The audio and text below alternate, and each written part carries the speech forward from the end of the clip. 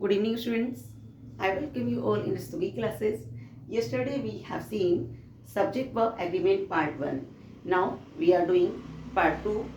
We will start from 7th point because we have covered 1 to 6 point in our previous video. Okay. Now let us start. Ready? Yes.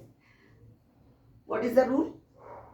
With, along with, together with as well as अगर कहीं भी sentence में आते हैं, अगर sentence में with आ रहा है, अलोंग विद आ रहा है या टुगेदर विद है या एज वेल एज है, तो हमें जो वर्ब लगानी है वो फॉर्मल सब्जेक्ट के अकॉर्डिंग लगानी है. फॉर्मल मीन्स पहले वाला.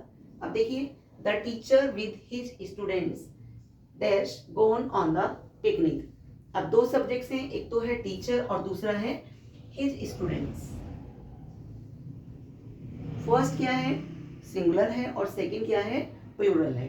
अब हमने क्या लिखा है? फॉर्मल, यानी कि फर्स्ट के अकॉर्डिंग हमें वर्ब लगानी है. फर्स्ट क्या है? टीचर. तो टीचर के अकॉर्डिंग हमें लगाना है. यहाँ पर थर्ड फॉर्म में तो हमें हैज या हैव में से लगाना है. क्या लगाएंगे? The teacher with his students has gone on the picnic. Now dummy subject. Dummy subject क्या होते हैं? Here, there, like that, according to the nouns.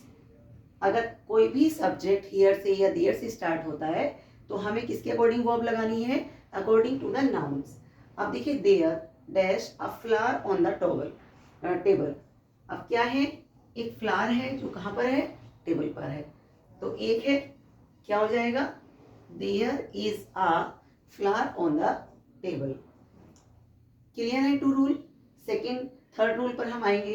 Everybody, nobody, someone. अगर कहीं भी सेंटेंस में है तो वर्ब कैसी होगी? सिंगुलर होगी. Everybody the truth. अब हमें कोई भी वर्ब लगानी है. Everybody speaks truth, everybody knows truth, तो हम इसमें नोज फिल कर सकते हैं. क्लियर है? एवरीबडी, नोबडी, समवन से सेंटेंस स्टार्ट होता है तो हमें वर्ब कैसी लगानी है? सिंगुलर लगानी है.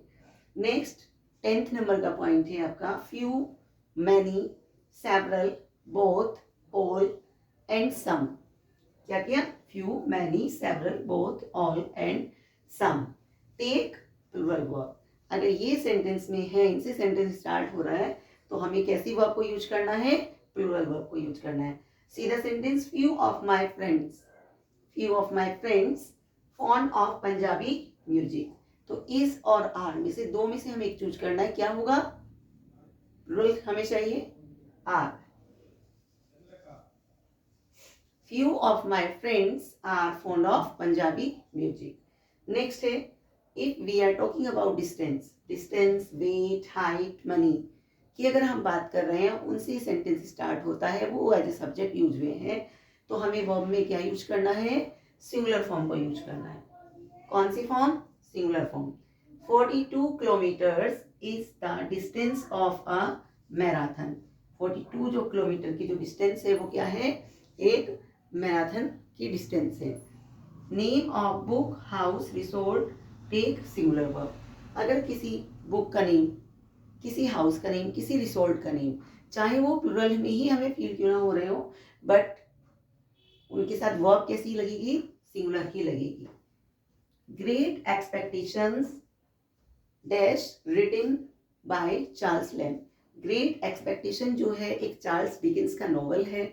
उनका नेम से कैसा लग रहा है? प्लूरल लग रहा है. बट मैंने क्या बोला है? अभी हमें इससे क्या पता चला कि किसी भी बुक का नेम हो, किसी हाउस का नेम हो, किसी रिसोर्ट का नेम हो, उसमें वर्ब कैसी यूज होगी? सिंगुलर होगी.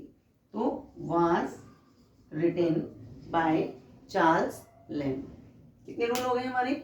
आई थिंक 6 रूल हो गए. फर्स्ट रूल क्या था? एक बार जल्दी से रिवाइज कर लेते हैं. विद हो, अलोंग विद हो, टुगेदर विद हो, एज वेल एज हो, तो क्या लगेगी verb? According to the formal subject. First number के सब्जेक्ट के अकॉर्डिंग वर्ब को हमें यूज करना है.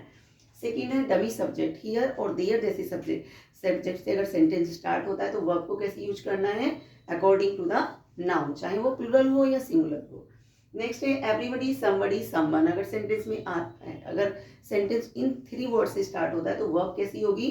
सिंगुलर. नेक्स्ट है few, many, several, both, all, से एंड सम से अगर सेंटेंस स्टार्ट होता है तो वर्ब कैसी होगी? प्लूरल होगी. नेक्स्ट है डिस्टेंस, वेट, हाइट, मनी.